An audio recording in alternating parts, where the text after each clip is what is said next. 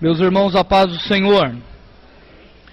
Abra comigo, por favor, a sua Bíblia na segunda carta de Pedro. Segunda carta de Pedro, capítulo de número 1. Hoje nós estamos iniciando, nesse dia 5/2/2013, o nosso primeiro estudo na segunda carta do apóstolo Pedro. Segunda carta de Pedro, capítulo de número 1. Eu estarei lendo do verso de número 1 ao verso de número 11. Os irmãos me acompanhem visualmente, por favor. Diz assim a palavra de Deus: Simão Pedro, servo e apóstolo de Jesus Cristo, aos que conosco alcançaram fé igualmente preciosa pela justiça do nosso Deus e Salvador Jesus Cristo. Graça e paz vos sejam multiplicadas pelo conhecimento de Deus e de Jesus nosso Senhor, visto como o seu divino poder nos deu tudo o que diz respeito à vida e piedade, pelo conhecimento daquele que nos chamou por sua glória e virtude, pelas quais ele nos tem dado grandíssimas e preciosas promessas, para que por elas fiqueis participantes da natureza divina, havendo escapado da corrupção que pela consciência há no mundo, e vós também, pondo nisto mesmo toda a diligência, acrescentai à vossa fé a virtude, e a virtude a ciência, e a ciência temperança, e a temperança paciência, e a paciência piedade, e a piedade amor fraternal, e ao amor fraternal caridade. Porque se em vós houver e abundarem estas coisas, não vos deixarão ociosos nem estéreos no conhecimento do nosso Senhor Jesus Cristo, pois aquele em quem não há estas coisas é cego, nada vendo ao longe, havendo-se esquecido da purificação dos seus antigos pecados.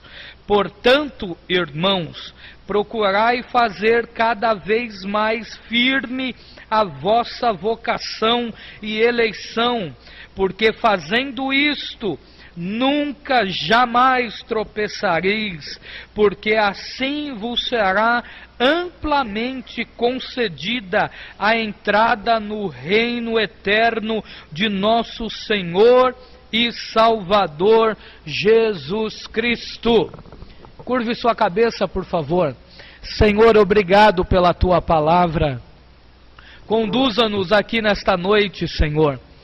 Nós queremos aprender de ti. Queremos ouvir a voz do Teu Espírito Santo falando conosco nesta epístola maravilhosa. Fala conosco nesses estudos que começamos hoje, Senhor. Que o Senhor possa colocar em nossos corações disposição para ouvir a Tua voz e cumprir o que aprendemos em nome de Jesus. Amém. Os irmãos podem sentar.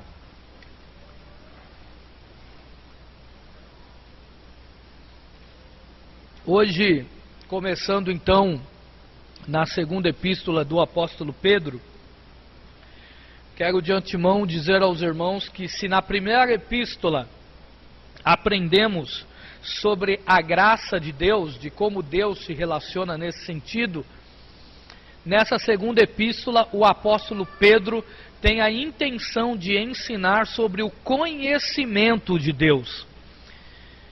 É óbvio que se alguém na igreja primitiva que sabe muito bem a importância de permanecer firme contra o pecado, esse alguém é Pedro, que ainda novo na fé, né? ainda começando com o mestre, foi muitas vezes osciloso demais, confiante demais em si mesmo.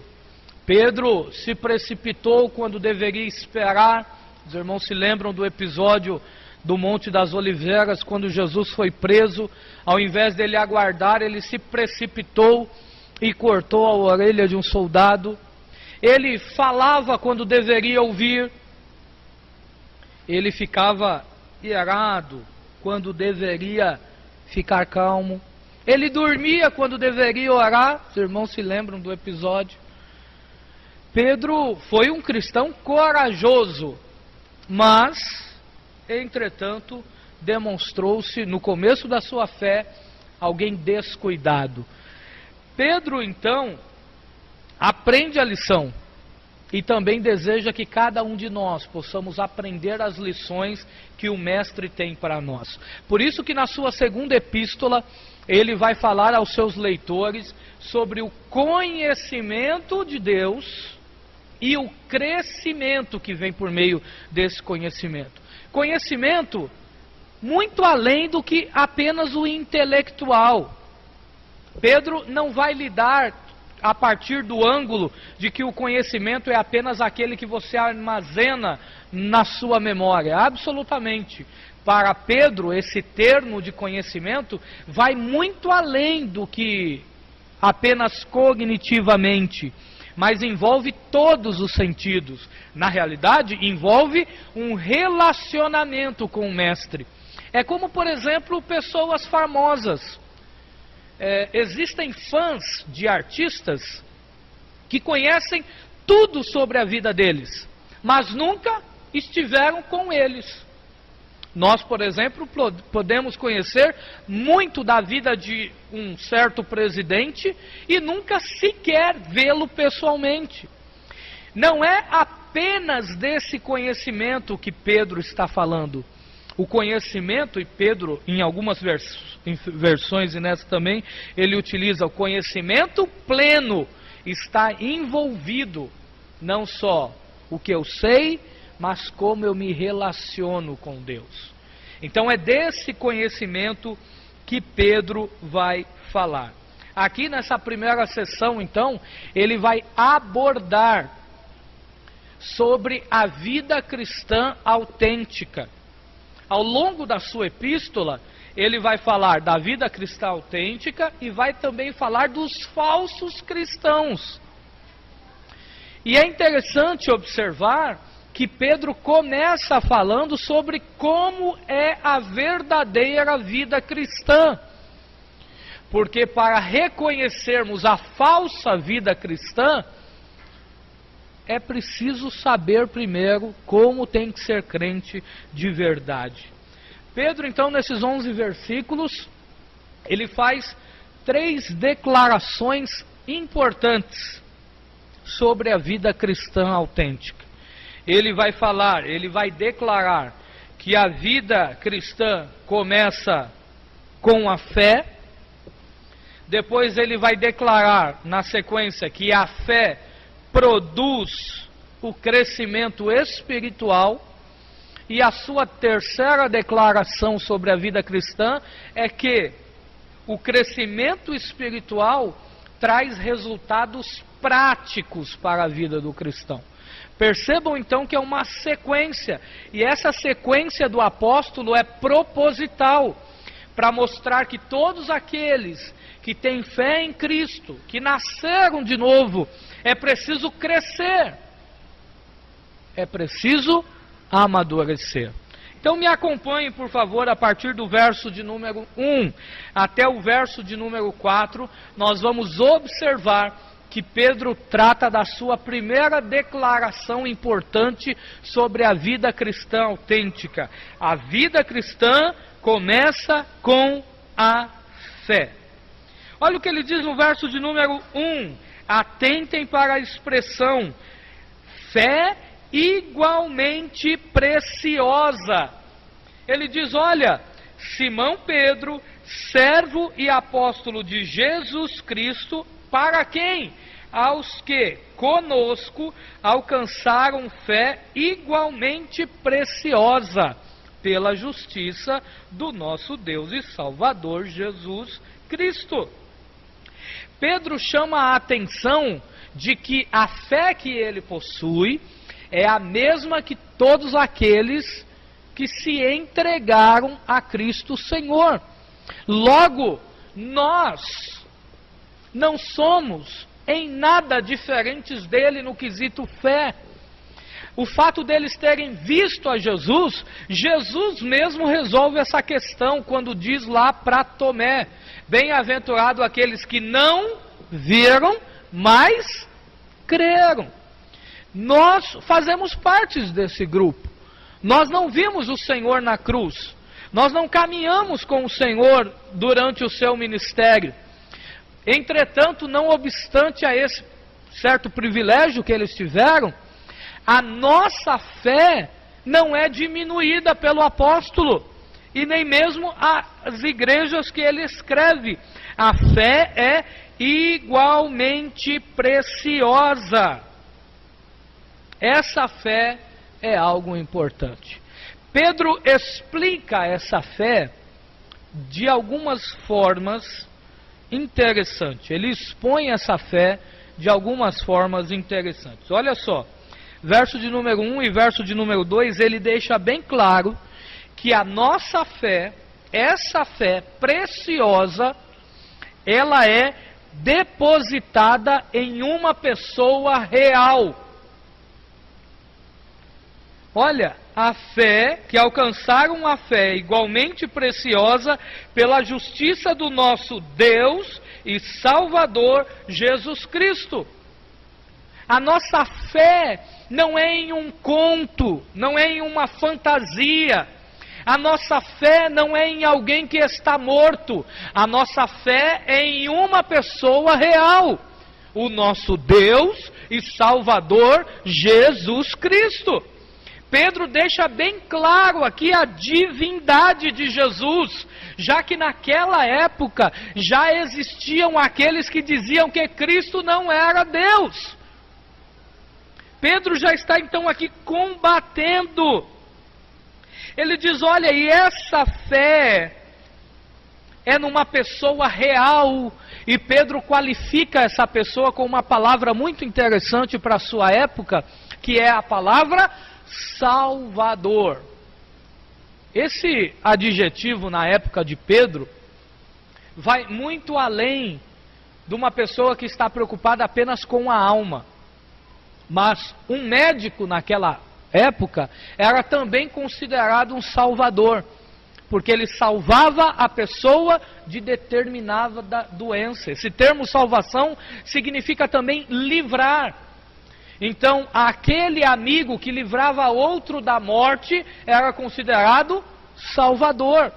Então, esse termo salvador, ele é muito amplo. Jesus não só salva a nossa alma, mas ele cuida do nosso corpo também. Ele se preocupa com a nossa saúde também. Ele nos livra de todo perigo cada dia. Quantos livramentos o Senhor nos dá e nós nem sabemos que Ele está nos livrando. A cada pneu que fora do nosso carro, nós podemos ficar tranquilo que esse tempo que aparentemente é perdido, nada mais é do que um cuidado de Deus na nossa vida. O cristão então pode ficar tranquilo que a sua vida está na mão de uma pessoa real.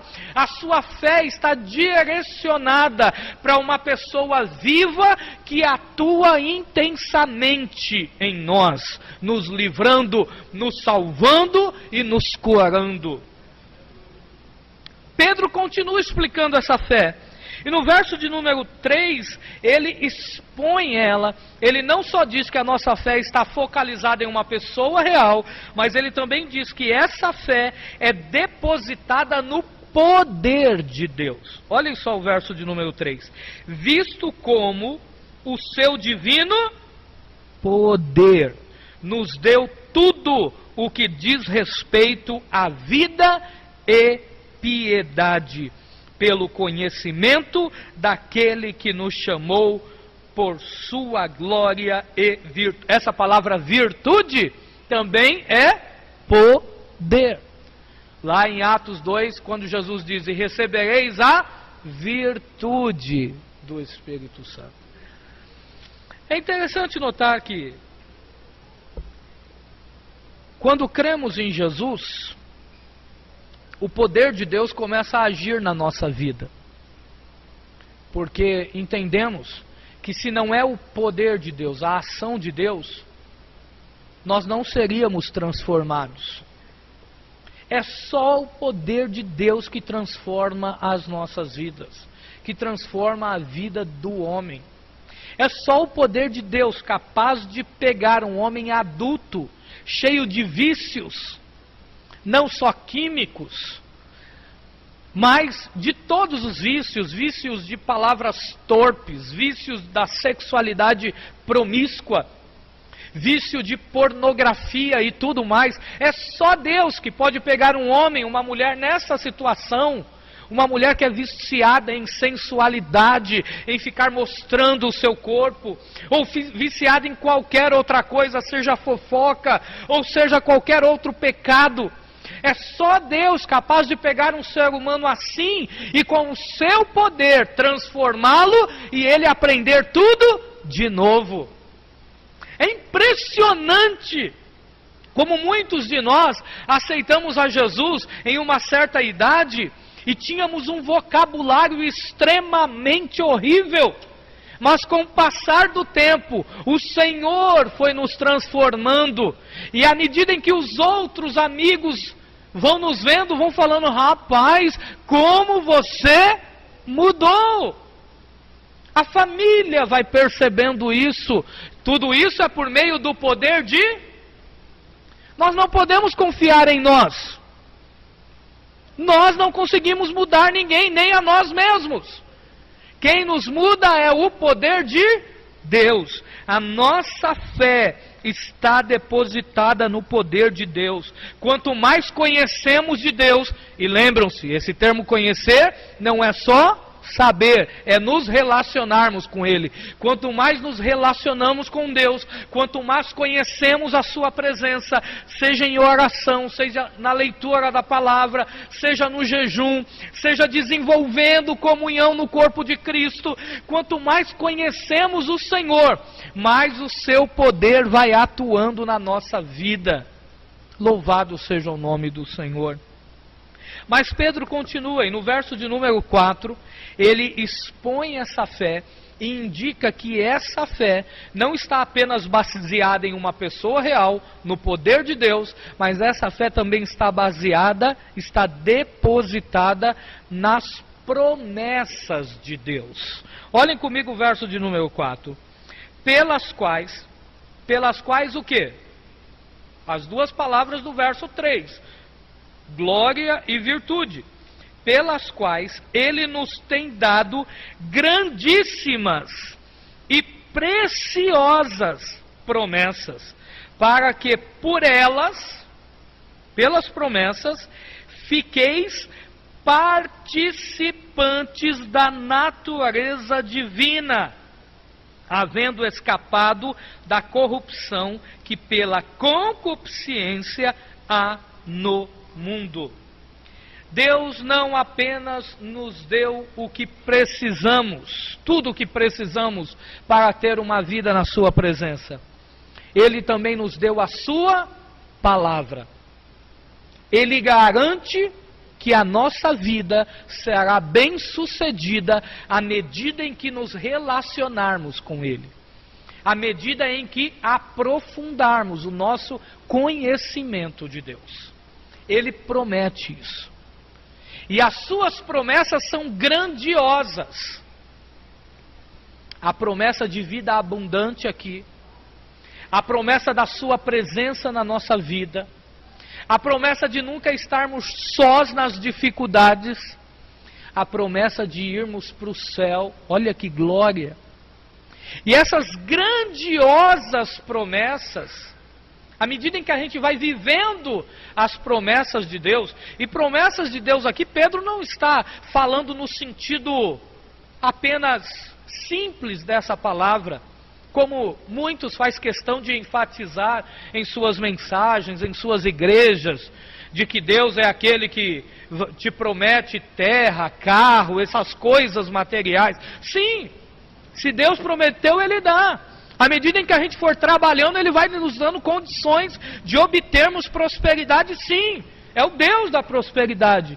Mas essas promessas de que Pedro está falando, são, por isso que ele usa o termo grandiosas e preciosas promessas. Ele utiliza essas duas qualificações para demonstrar que as promessas de Deus vai muito além daquilo que a gente pode ver. Olha o complemento do que ele diz. À medida em que nós nos relacionamos com Deus e vamos nos apropriando das suas promessas, Pedro diz, verso de número 4, que nós vamos nos tornando participantes da natureza divina. Meus irmãos, esse negócio aqui é muito sério. Vou repetir o que o apóstolo Pedro está falando. Pedro está dizendo que à medida que o cristão vai se relacionando com Deus, vai conhecendo mais de Deus, vai se aprofundando no conhecimento de Deus, que é infinito. Então eu quero lhe dizer que a nossa vida é muito curta para conhecer tudo de Deus. E que bom que a gente vai ter a eternidade toda para conhecê-lo. Louvado seja o nome de Jesus. Mas à medida em que nós vamos nos relacionando com Ele aqui, nós vamos recebendo dele a grande promessa de termos em nós a natureza divina. O que é isso? É o novo nascimento. Essa natureza espiritual. É aquele termo que Paulo utiliza, até que todos chegamos à estatura de Cristo. Essa natureza divina, essa nova natureza que há em nós. E aqui vale muito a pena lembrar de algumas coisas que fazem parte do mundo secular, basicamente da flora, do mundo animal. Existem algumas coisas, algumas verdades importantes sobre a natureza. Por exemplo, a natureza determina o desejo do indivíduo, correto? O porco, por exemplo, ele tem o desejo de chafurdar, que é ele ficar fuçando a terra. Os irmãos já viram? Você olha para um porco, ele gosta de ficar chafurdando, ficar fungando em cima da terra, procurando alguma coisa. O cachorro, na linguagem mais popular, né, irmãos? O cachorro chega até comer o seu vômito, porque ele tem desejo de comer o seu vômito quando o faz. Mas as ovelhas, por exemplo, têm desejo de pastos verdejantes. Mais do que isso, a natureza determina também o comportamento. As águias voam. A natureza dela faz com que elas se comportem assim. Os golfinhos nadam, mas as girafas caminham. Cada natureza determina o comportamento. Mas mais do que isso, a natureza determina a escolha do ambiente, do meio em que se vive. Os esquilos, por exemplo, sobem em árvores. Os tatus cavam buracos. Mas os peixes nadam em rios e oceanos. A natureza deles faz com que eles escolham exatamente o meio que é deles. E mais, ela também determina a associação com quem eles se relacionam. Os leões andam em bando, os peixes nadam em cardumes, as ovelhas andam em rebanhos. Cada natureza determina algumas coisas na vida do indivíduo. Se nós dermos lugar para a nossa velha natureza, para a natureza carnal, para a natureza pecaminosa que ainda existe em nós, nós estaremos encrencados. Porque a nossa natureza pecaminosa, carnal, ela quer ficar longe de Deus. Ela quer saciar os desejos da nossa carne. Paulo disse isso. Existe uma briga constante, uma guerra constante entre a carne e o Espírito. Se nós dermos lugar à natureza divina, se nós formos crescendo e a natureza divina for tendo espaço na nossa vida, então nós agradaremos ao Senhor. Nós viveremos a fim de agradar esse Deus poderoso. Por isso é que no verso de número 4, Pedro diz, havendo escapado da corrupção que pela concupiscência há no mundo. Agora vamos à segunda declaração do apóstolo acerca da vida cristã autêntica. A primeira declaração então é que a vida cristã começa pela fé, por meio da fé. E essa fé é uma fé que é em uma pessoa real, é uma fé no poder de Deus e é uma fé depositada nas promessas do Senhor. Agora a segunda declaração do apóstolo, ele diz a seguinte coisa sobre a vida cristã autêntica. Essa fé produz crescimento espiritual. Aonde há vida, há crescimento. Se você plantar qualquer flor, qualquer planta, a sua expectativa é que aquela semente cresça. Quando as mães geram filhos, e os filhos nascem, é estranho se eles não crescerem. Já pensou? O seu filho ficar sempre dessa mesma idade? Já pensou o seu filho ficar sempre dessa mesma altura? Minha mãe teve essa experiência. Quando eu cheguei nessa altura, eu não fui mais. Já pensou? Se os nossos filhos não crescerem, quando não crescem, é porque existe alguma coisa errada. Você procura o médico, você leva no pediatra, doutor, esse menino não sai do meio metro. É preciso saber qual é a disfunção. Pedro deixa bem claro que é preciso haver diligência no crescimento. Quando ele diz relacionado à declaração como começa a vida cristã, percebam que a fé toda está voltada para aquilo que é divino. É voltada para uma pessoa que é real, que é Jesus, que é divino. É voltada para o poder de Deus. Ela é voltada para as promessas de Deus. Começou a fé. Mas depois, quando nascemos, depois que Deus nos salvou, depois que fomos salvos, é preciso haver diligência. Olha o verso de número 5. E vós também, pondo nisto, mesmo toda a diligência. Isso quer dizer o quê? Todo o esforço.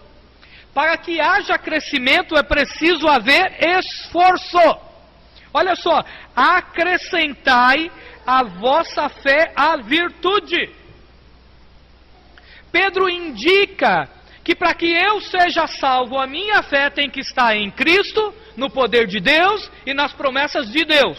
Sou salvo. Mas para que haja crescimento, é preciso que haja da minha parte diligência, esforço. Deus não vai fazer tudo na minha vida. para que eu amadureça, para que eu cresça, é preciso que eu faça a minha parte. Não adianta dobrar os joelhos diante da Bíblia fechada e dizer: Senhor, me revela tudo que está aqui. Se você não ler, você não vai aprender. Não adianta achar que enquanto todo mundo está orando e você só de joelho dobrado conversando com a pessoa que está do seu lado, Deus vai atender os seus pedidos. Não funciona desse jeito. É preciso haver esforço da nossa parte. É preciso haver diligência para que o crescimento seja efetivo. Não adianta eu pegar uma semente de laranja, colocar na terra e deixar ela lá. É preciso que eu regue. É preciso, dependendo do tempo, que eu jogue fertilizantes. É preciso que haja uma adubação da terra. É preciso que haja o esforço daquele que quer que haja crescimento. Deus coloca à nossa disposição todas as bênçãos, mas é preciso que nós nos esforcemos a fim de que possamos crescer. Pedro utiliza alguns termos preciosos para mostrar esse crescimento. Cada termo desse não deve ser entendido isoladamente, mas como um conjunto, assim como o fruto do Espírito Santo. Não é 9 frutos, é o fruto do Espírito que tem 9 aspectos. Como uma mexerica, né? Como uma pocã que você abre e tem vários gomos, mas ainda é apenas uma pocã. Olhem só o que ele diz, ainda no verso 5. Como é que eu cresço? A vossa fé à virtude. Eu preciso associar a minha fé ao poder. Em alguns lugares, esse termo virtude também é utilizado como excelência moral. Isso quer dizer o quê? Uma justiça. Como é que eu reconheço o meu crescimento? O crescimento se dá por meio da virtude. Você pode entender essa virtude tanto na questão do poder de Deus, como na diligência moral pessoal da pessoa. Me desculpe a redundância. Olha o segundo termo que ele utiliza. A vossa fé a virtude e a virtude a ciência. Conhecimento. À medida em que eu conheço, eu vou crescendo. Fortalecendo a ideia. Conhecimento vai muito além do saber. Tem a ver com relacionamento. Verso de número 6. A ciência, a temperança. Domínio próprio, que é o autocontrole. Como é que alguém está crescendo? Como é que você reconhece que alguém está crescendo? À medida em que essa pessoa vai tendo domínio próprio da sua carne, do seu corpo. Pedro utiliza mais uma palavra interessante. A temperança, paciência. Em outras versões, perseverança. Isso quer dizer o quê? A capacidade de permanecer firme, mesmo quando os momentos são difíceis. Como é que você reconhece um cristão que está crescendo, que é maduro? Ele está passando dificuldade, mas ele continua firme com Cristo Jesus.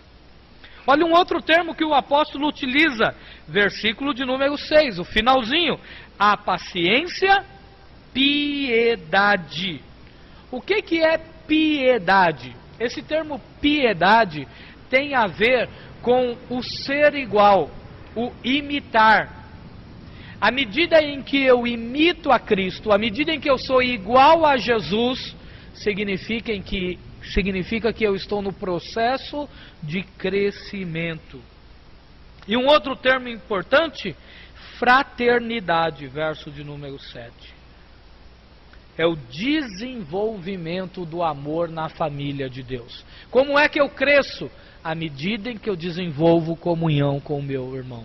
Por meio do quê? Verso de número 7 ainda. Por meio do amor. Amor de Deus.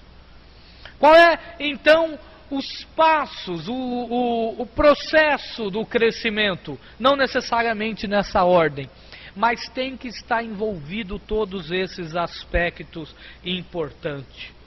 Por fim, a última declaração que o apóstolo faz acerca da vida cristã autêntica é que esse crescimento espiritual produzido pela fé, ele traz resultados práticos. Diante das declarações feitas até aqui, de que a vida cristã começa pela fé, uma fé que é baseada numa pessoa real, uma fé que é baseada no poder de Deus, uma fé que é baseada nas promessas de Deus, e uma vez que essa fé produz crescimento, que promove maturidade, autocontrole, amor fraternal, esse crescimento, diante dessas declarações, existe uma pergunta muito lógica para nós nos fazermos aqui. De que maneira o cristão pode ter certeza de que está crescendo espiritualmente? Qual é o termômetro que eu aplico à minha vida para saber se eu estou estacionado, regredindo ou crescendo espiritualmente? Muito bem. Pedro apresenta 3 evidências, 3 sinais práticos, do verdadeiro crescimento espiritual. Então, quais são as 3 evidências que eu tenho que ver na minha vida ao ponto de dizer, eu estou no caminho certo? Ou se não, eu preciso mudar a minha vida. Pedro utiliza 3 termos aqui. Verso de número 8. Me acompanhe, por favor.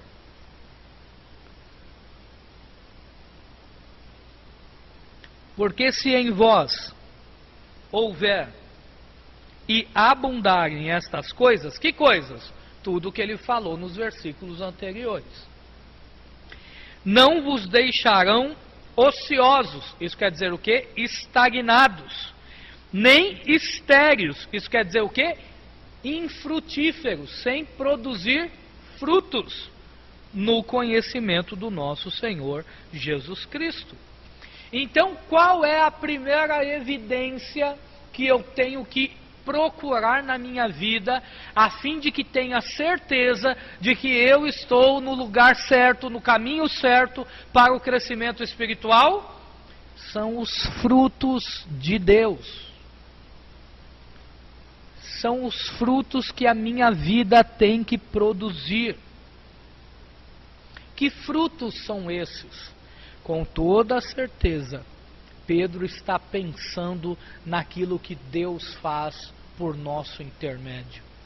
Com toda certeza, ele está pensando no fruto do Espírito: paz, gozo, longanimidade, temperança, amor, paciência, benignidade. Com toda certeza, Pedro quer que cada um de nós possamos olhar para a nossa vida e ver o que é que estamos produzindo.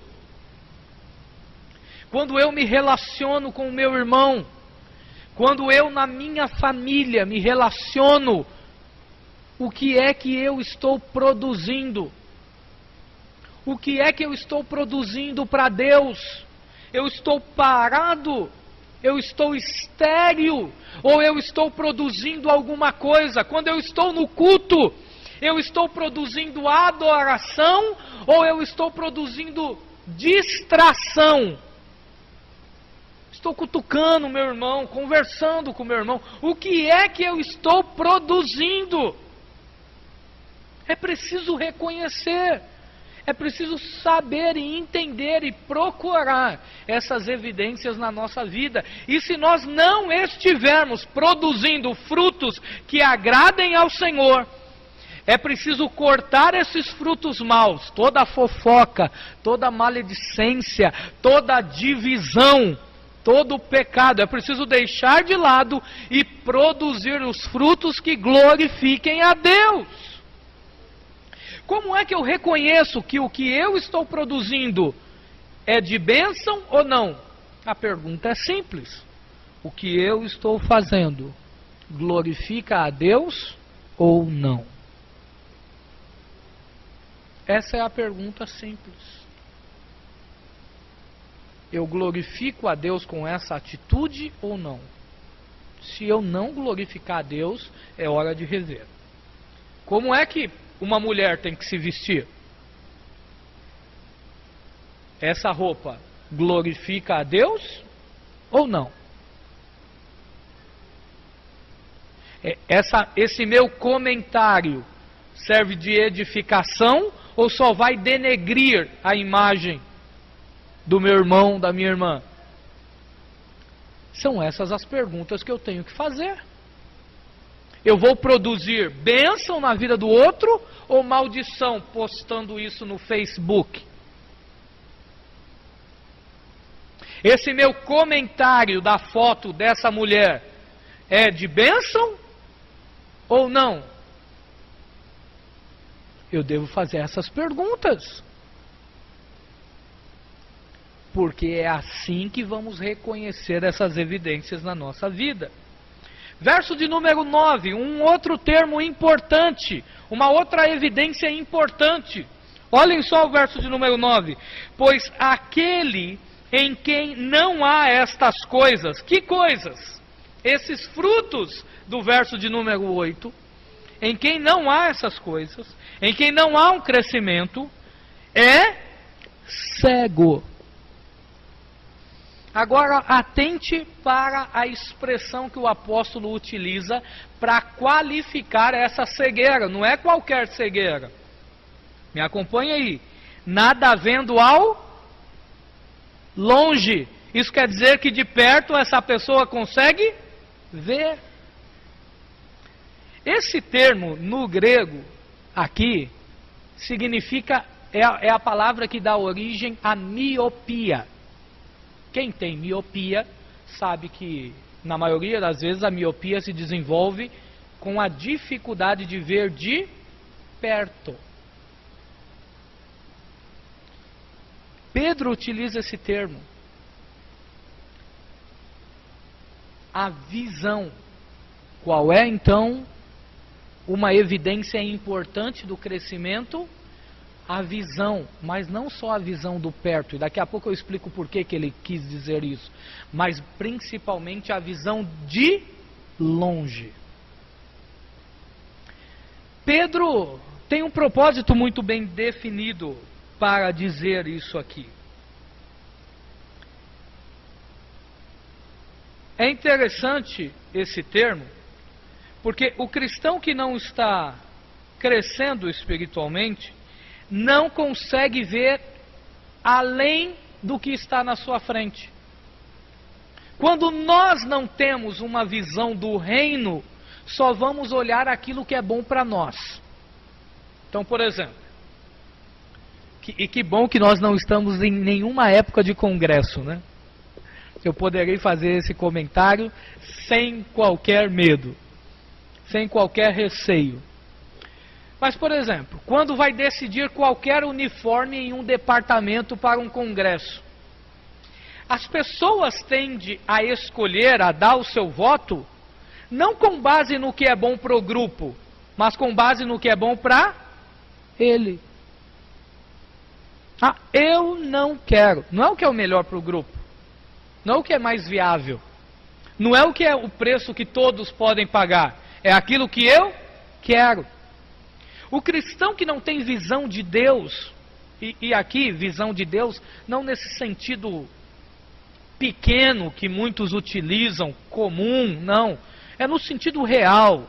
numa visão bíblica das coisas, numa visão que o que é melhor para o reino é o melhor que tem que acontecer. É uma visão dos perdidos, uma visão de missões. O cristão que está preocupado só consigo, quando tem oportunidade de falar de Jesus para alguém, ele não fala.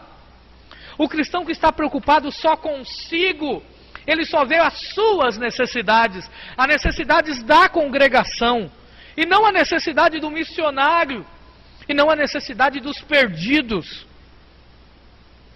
Por isso que Pedro utiliza esse termo, que dá a ideia de conseguir enxergar só de perto. Quando ele não se preocupa com a dor do irmão, com a necessidade do irmão, ele não está nem aí para trazer o quilo na ceia. Sabe por quê?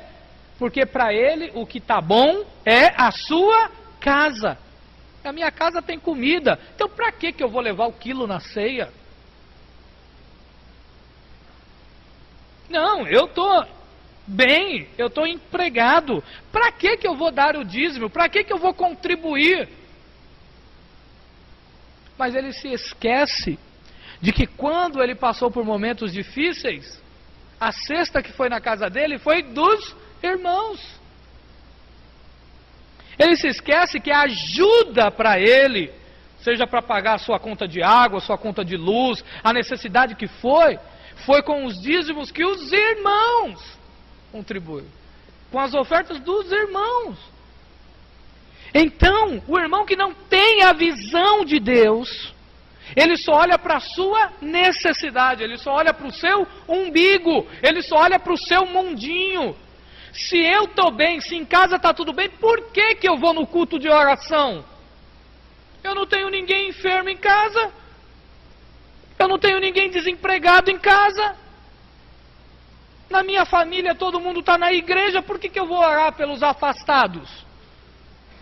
Eu não faço parte de nenhum departamento, por que eu vou orar pelos congressos? Quando eu olho só para o meu mundo, eu não tenho visão de Deus. Mas Deus quer abrir os nossos olhos. Por fim, o último termo que Paulo utiliza para demonstrar que nós se estamos crescendo ou não, é o termo firmeza, segurança. Me acompanhe no verso de número 10. Portanto, irmãos, procurai fazer cada vez mais firme a vossa vocação e eleição, porque fazendo isto, nunca, jamais tropeçareis. Lembrando que esse nunca, jamais tropeçareis aqui, está dependendo de tudo o que nós já vimos, tá bom? Da fé no poder de Deus, da fé em Cristo, não é? No sentido de impecabilidade, é de dependência de Deus. Quando andamos com os olhos fechados, não sei se você já fez essa experiência, a gente geralmente tropeça, até no nosso pé mesmo. Um pé tropeça no outro. Mas o cristão que tem visão de Deus, ele caminha firme, olhando para Cristo Jesus. Então, qual é a terceira evidência de que alguém está crescendo? Ele é alguém que permanece firme com Cristo Jesus. Ele não abre mão de Jesus. A casa, no sentido figurativo, está caindo, o mundo está desabando, a tempestade está assolando o seu barco, mas ele continua firme em Cristo Jesus. Essa maturidade, esse crescimento, essa firmeza é uma evidência de que estamos crescendo. Por fim, quero concluir nesta noite com o verso de número 11. Esse termo do verso de número 11, olhem só. Portanto, assim, vos será amplamente concedida. Em algumas versões, esse termo aqui está traduzido como suprida. Esse termo era utilizado na época de Pedro nos teatros. Na época de Pedro, quando um grupo de atores e apresentar qualquer peça, alguém tinha que arcar com as despesas. E essas despesas eram altas. Toda vez que alguém arcava com essas despesas, foi-se então denominado esse termo. Quem é que vai suprir? Quem é que vai suprir amplamente? Dá a ideia de que vai cobrir tudo, de que não vai faltar nada. Sabe quando você vai comprar alguma coisa e as pessoas te fazem uma oferta, o vendedor te faz uma oferta, você dá uma entrada e parcela o restante em 2 vezes, 3 vezes. A ideia aqui é suprir por completo, pagar à vista, não deixar nada faltando. Olha o que ele diz. Ele diz que à medida em que crescemos, à medida em que estamos desenvolvendo esse relacionamento com o Mestre, vai ser suprida nas nossas vidas, suprido nas nossas vidas, tudo o que precisarmos para entrar no reino eterno do nosso Senhor e Salvador Jesus Cristo. Tudo é suprido por Ele. Ele é o Senhor das nossas vidas. Portanto, é preciso estar em constante crescimento. O Dr. Howard Hendricks, no seu livro Vivendo na Palavra, ele diz que em um determinado momento da sua vida, uma das suas filhas chega até ele e faz a seguinte pergunta: papai, por que os adultos não crescem mais? Ele ficou intrigado com aquela pergunta e disse para ela que os adultos cresciam de outra forma, e ele não estava falando na horizontal, corporalmente. Ele estava falando, os adultos continuam crescendo naquilo em que ninguém pode deixar de crescer, no conhecimento de Deus. Quando paramos de crescer, paramos de nos relacionar com Jesus. Parar de se relacionar com o Mestre significa parar de crescer. Precisamos escolher hoje. Vamos querer crescer ou ficar parados? E na obra de Deus, o tempo não nos espera. Na obra de Deus não existe tempo de membro. Não existe a quantidade de tempo que nós temos o cartão, o quanto tempo estamos na igreja. Quem quiser crescer, Deus está à disposição para promover crescimento. Você pode ter 1 mês, 1 ano, 2 anos de crente e crescer muito mais do que eu, que tenho mais de 1 década de cristão. Você escolhe. Você quer crescer ou não? Deus está à sua disposição. Vamos em pé?